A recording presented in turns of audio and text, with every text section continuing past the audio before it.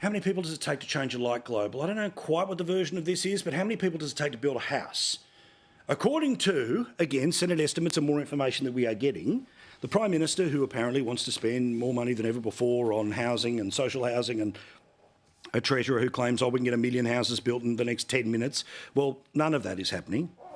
Instead, Simon Benson with a great story tonight in the Australian newspaper. How's about this is another example of other people's money?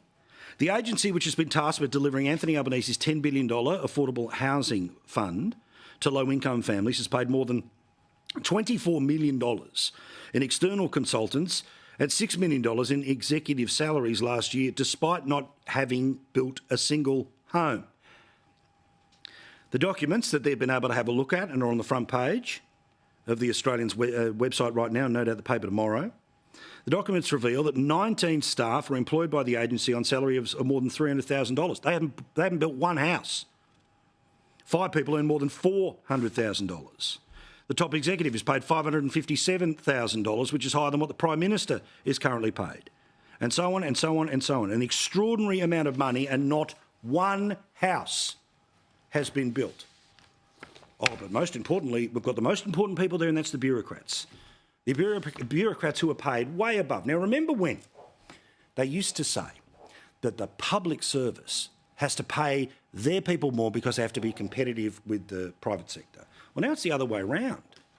The public sector, because it's so awash with cash, because it has a government that doesn't care about how much it spends, is hiring people at increasingly stupid numbers. Like the bloke to administer the Prime Minister's housing scheme is paid more than the Prime Minister. Why?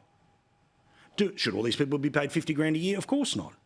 But honestly, and this is where I talk about, one of the projects of the far left of the Labor Party, but increasingly the entire Labor Party, is to, again, follow the play of Daniel Andrews in Victoria and Annastacia Palaszczuk in Queensland. Why? Because it's worked electorally.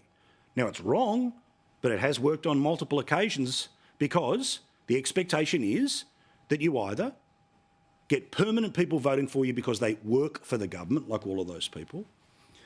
You get people voting for you because you are dependent on the government when it comes to welfare, and any change to that is a cut. Or if you're in business, your biggest client is government.